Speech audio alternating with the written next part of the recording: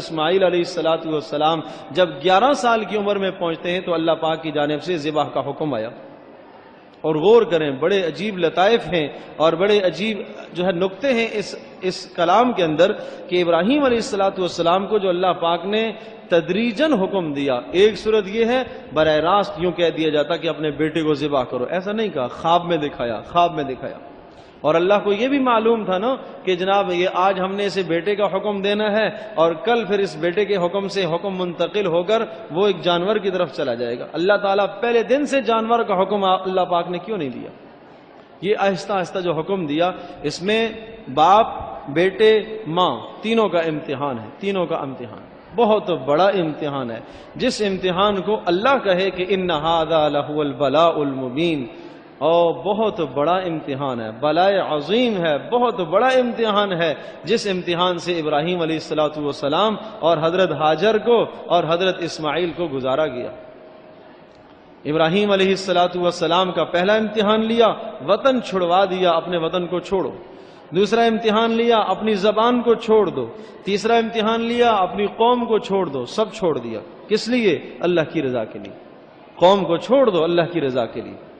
جس عمل سے اللہ راضی ہو جائے اس عمل کو اختیار کرو. وطن کو چھوڑ دو اللہ کی رضا کے لیے. والدین کو چھوڑ دیا اللہ کی رضا کے لیے. اور پھر چوتھا امتحان اللہ پاک نے یہ لیا کہ اس شیرخوار بچے کو اور بی بی حضرت ہاجر کو وادی غیر ذی زرع میں چھوڑنے کا حکم آ گیا. ان کو بھی یہاں چھوڑ کے چلے جاؤ، جہاں نہ کوئی پانی ہے، نہ کوئی سبزہ ہے، نہ کوئی گھاس ہے، نہ کوئی آدم، نہ کوئی آدم ذات، انسان کا نہ کوئی ہتا پتا، نام ہی نہیں کسی انسان کا، وہاں چھوڑنے کا حکم دیا. اور اتنا سخت امتحان آیا، حکم دیا کہ چلے جاؤ، پیچھے پلٹ کے نہیں دیکھنا، پیچھے پلٹ کے نہیں دیکھنا. کہنا بڑا آسان ہے، جانتے نہیں ہیں کہ گھر سے ایک فرد جب سفر پر نکلتا ہے، 1 سال کے لیے، 6 ماہ کے لیے جب باہر نکلتا ہے تو گھر میں کیا کوہرام مچا ہوا ہوتا ہے. اور وہاں پر بھی جناب سفر کی یہ صورت، یہاں تو یہ حال ہے کہ اچھا بھائی 6 ماہ کے بعد واپس آ جائیں گے، سال کے بعد آ جائیں گے. اچھا بھائی رابطے تو رہیں گے نا، ٹیلی فون پر رابطہ رہے گا، خط و کتابت سے رابطہ رہے گا. وہاں تو رابطے کی کوئی صورت ہی نہیں ہے. کیا پتہ یہ کب تک حکم ہے، کیا پتہ یہ کتنے دن کا حکم ہے. ابراہیم علیہ السلام جا رہے ہیں، ہاجر نے پیچھے سے آواز دی، کہاں کہاں؟ پیچھے پلٹ کے نہیں دیکھا، حکم تھا پیچھے مڑ کے نہیں دیکھنا. پھر پوچھا کہاں جا رہے ہیں، پھر کچھ جواب نہیں دیا. پھر پوچھا کوئی جواب نہیں دیا. پھر حضرت ہاجر کے دل میں خود خیال آیا کہ کیا اللہ کا حکم ہے؟ کہا ہاں اللہ کا. سر ہلایا، اللہ کا حکم ہے. بس پھر اس ہاجر کی استقامت دیکھیے. ظاہر سی بات ہے وہ بھی ایک نبی کی بیوی ہے اور نبی کی ماں ہے اور نبی کے گھر میں جو ہے پرورش پانے والی ہے. تو کیا جواب تھا؟ اچھا اگر اللہ پاک کا حکم ہے تو اللہ پاک مجھے ضائع نہیں کرے گا. آج یہی ایک بھروسہ ایک ماں کا اللہ کی ذات عالی پر ہونا چاہیے. اللہ کی ذات عالی پر یہ بھروسہ ہو، اچھا اللہ پر، اللہ مجھے ضائع نہیں کرے گا، اللہ مجھے برباد نہیں کرے گا. تو عقیدے کی آج بڑی کمزوری ہے. حضرت ابراہیم علیہ السلام، حضرت اسماعیل علیہ السلام کی یاد ہر سال جو منائی جاتی ہے اور ہر سال قربانیاں کیوں آتی ہیں؟ تاکہ ایک ماں وہ عقیدہ اپنے اندر پیدا کرے، ایک بیٹا اپنے اندر وہ عقیدہ پیدا کرے، ایک باپ اپنے اندر وہ عقیدہ پیدا کرے کہ ابراہیم علیہ السلام کو حکم آیا سب کچھ چھوڑنے کا. ہر آدمی قربانی کرتے ہوئے یہ جذبہ دل میں رکھے کہ اگر مجھے یہ سب کچھ چھوڑنے کا حکم آیا میں بھی چھوڑ دوں گا. پھر نہ معلوم کتنا وقت گزر گیا، شیرخوار بچہ ہے، دودھ پی رہا ہے. کتنا بچہ ہوتا ہے دودھ پینے والا؟ اور پھر اس کے بعد جب بچہ جوانی کو پہنچا، 11 سے 13 سال کی عمر کے بیچ کا لفظ ہے، فلما بلغ معه السعی، کہ جب دوڑنے لگے اسماعیل ابراہیم علیہ السلام کے ساتھ، ہر معاملے میں، مشاورت میں ساتھ رکھا. اب پھر حکم آیا کہ اسے ذبح کرو، اور ذبح کا حکم بھی عجیب طرح سے اللہ پاک نے دیا. ایک عرض کیا کہ خواب کے ذریعے سے، اور یہ بات آئی کہ اپنی محبوب چیز کو اللہ کے راستے میں قربان کرو. محبوب چیز کو. ابراہیم علیہ السلام پہلے دن جس دن خواب آیا اس دن صبح اٹھے اور اونٹوں کو قربان کیا. 100 اونٹ قربان کر ڈالے. پھر حکم آیا اپنی محبوب چیز کو اللہ کے راستے میں قربان کرو. پھر دوبارہ سے اونٹ قربان کیے. پھر حکم آیا محبوب چیز کو اللہ کے راستے میں قربان کرو. اللہ اکبر. سوچا، غور کیا، پھر سمجھ گئے یوم عرفہ، عرفہ کا معنی پہچان کرنا، پہچان. تو 9 ذی الحجہ کو یوم عرفہ اس لیے کہتے ہیں کہ ابراہیم علیہ السلام آج پہچان گئے کہ میرے رب کی منشا کیا ہے. 9 ذی الحجہ کو یہ پہچان ہو گئی کہ میرے رب کی منشا یہ ہے کہ میں اپنے بیٹے کو قربان کروں. فوراً بیٹے سے پوچھا، انی ارا فی المنام انی اذبحک فانظر ماذا تری، مجھے یہ خیال ہوا اور میں یہ دیکھ رہا ہوں خواب میں کہ میں آپ کو ذبح کر رہا ہوں، آپ کی کیا رائے ہے؟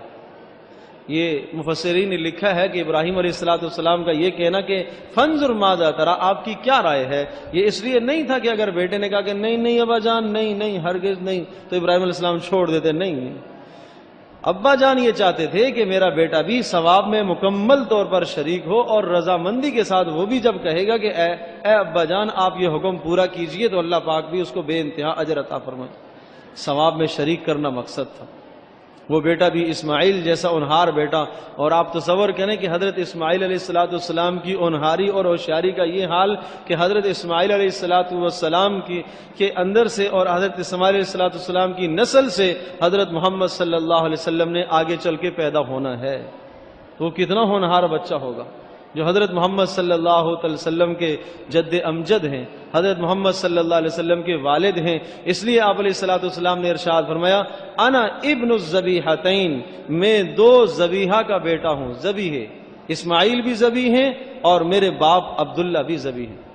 اسماعیل علیہ السلام کا ذبیح ہونا تو یہ واضح ہے، عبداللہ کا ذبیح ہونا بھی ایک عجیب واقعہ ہے، ایک بڑے واقعے اور قصے کی طرف اشارہ ہے. وہ اس طرح سے کہ آپ علیہ السلام کے دادا عبد المطلب نے ایک مرتبہ نظر مانی، اور وہ نظر مانی کہ اب اگر میرا بیٹا ہوا تو اس کو میں ذبح کروں گا، اللہ کے نام ذبح کروں گا. اللہ پاک نے بیٹا دے دیا، عبداللہ پیدا ہو گئے. اب اس نظر کو پورا کرنے کی جب بات آئی تو بہنیں آڑے میں آ گئی، رکاوٹ میں آ گئی. نبی پاک صلی اللہ علیہ وسلم کی پھوپھیاں کہ ہم بھائی کو کیسے ذبح ہونے دیں گے؟ نہیں. اچھا کیا جائے؟ کہا کہ کسی سے مسئلہ پوچھا جائے. اس وقت انجیل کے ایک بہت بڑے عالم تھے، ایک راہب تھے، اس کے پاس چلے گئے. کہا وہاں جا کے مسئلہ پوچھ کے آتے ہیں.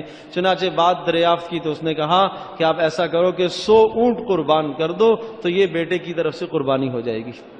چونکہ ایک انسان کی دیت جو ہے وہ 100 اونٹ شریعت نے مقرر کی ہے کہ اگر کوئی آدمی کسی کو ناحق قتل کر دیتا ہے تو قاتل کے ذمے جو ہے وہ 100 اونٹ کی دیت ہے کہ اس کے جرمانہ دینا پڑے گا کہ مقتول کے ورثاء کو وہ 100 اونٹ دیت دے گا.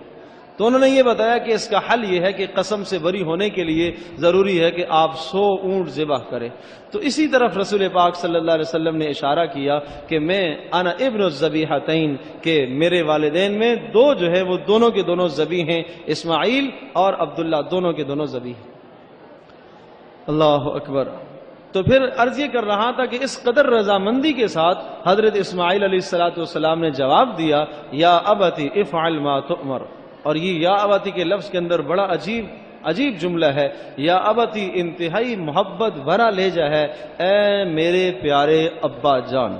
یہ نہیں کہ اب تو ابا کے ہاتھ میں چھری آ گئی اور یہ تو میرا دشمن بن گیا، اس نے تو مجھے کاٹنا ہے. نہیں، اے میرے پیارے ابا جان، افعل ما تؤمر، جس چیز کا آپ کو حکم دیا گیا آپ وہ کر لیجیے.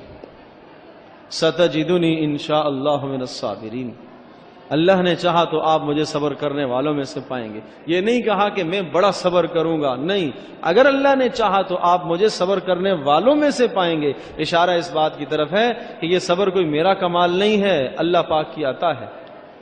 اور دوسرا اشارہ اس بات کی طرف ہے کہ صبر کرنے والا اس دنیا میں کوئی اکیلا نہیں ہوں، اور بھی ہیں. اسماعیل علیہ السلام بھی تیار، ابراہیم علیہ السلام بھی تیار. ماں بہرحال ماں ہوا کرتی ہے، ماں کو بتائے بغیر لے کے چلے گئے، صراحت نہیں کی کہ جناب کہاں جا رہے ہیں. ابراہیم علیہ السلام نے مکمل ارادہ کر لیا، تیاری کر لی، اسباب سارے ذبح کے سارے ساتھ لے لیے. اور جناب اسباب جب سارے کے سارے لے جانے لگے، شیطان آیا خیال ڈالنے کے لیے، وسوسہ ڈالنے کے لیے حضرت ہاجر کے پاس. معلوم ہے ابراہیم اسماعیل کو کہاں لے کے جا رہے ہیں؟ کہاں والد ہیں، کہیں لے کے جا رہے ہوں گے، کہاں نہیں ذبح کرنے لے جا رہے ہیں. تو ہاجر کا جواب یہ تھا کہ بھلا کوئی باپ اپنے بیٹے کو ذبح کیا کرتا ہے؟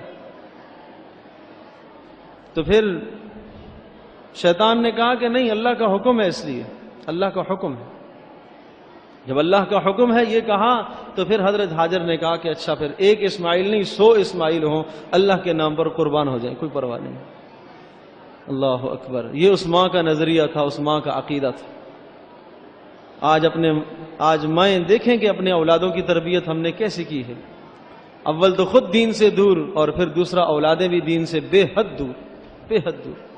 آج ہماری اولادیں اللہ کے حکم پر نیند قربان نہ کریں، نماز کا حکم آیا آرام قربان نہ کریں، اور ہم جو ہے یہ تصور کریں کہ اس قربانی کے ذریعے سے ہمیں جنت مل جائے گی اور قیامت میں ہمارا حشر حضرت ہاجر اور ابراہیم اور اسماعیل کے ساتھ ہو جائے گا۔ ایسا نہیں ہو سکتا۔ اللہ پاک کے ہاں ضابطہ عدل ہے، انصاف ہے، انہوں نے تو سب کچھ سچ کر کے دکھایا۔ ہم سے جان کا مطالبہ تو دور کی بات، خواہشات ہم نہیں چھوڑ سکتے، نفس کی پیروی ہم نہیں چھوڑ سکتے۔ ہم آج یہ کہتے ہیں کہ کیا کریں جی، دنیا میں چلنا بھی تو ہے، دینداری بھی اختیار کرنی ہے، دنیا داری بھی اختیار کرنی ہے۔ آج دنیا داری کا مطلب یہ سمجھا جاتا ہے کہ حلال بھی چلے گا، حرام بھی چلے گا، دونوں کو لے کے چلنا ہے۔ اسلام آپ کو اور مجھے دنیا داری سے نہیں روکتا، کاروبار سے نہیں روکتا، کاروبار کیجئے، ملازمت سے نہیں روکتا، دنیا کی ترقیوں سے نہیں روکتا، کیجئے سب چیزیں، لیکن شریعت کے جو حدود متعین ہیں ان حدود کے اندر رہ کر ترقیاں کیجئے۔ شریعت کے بتائے ہوئے جو حدود ہیں ان حدود کے اندر رہتے ہوئے مال کمائیے۔ اچھی بات ہے مال کمایا جائے، مال کے اندر زیادتی بھی منع نہیں ہے، زیادہ کمایا جائے، لیکن حلال اور جائز طریقے سے۔ اللہ پاک کا جہاں حکم آئے وہاں سب چیزوں کو انسان چھوڑ دے۔ تو حضرت ہاجر کے جواب کا پر غور کیجئے، اور میں اس پر غور کریں کہ اگر یہ 1 اسماعیل ہے 100 اسماعیل بھی ہوتے تو اللہ پاک کے نام پر اسے میں قربان کر دیتی۔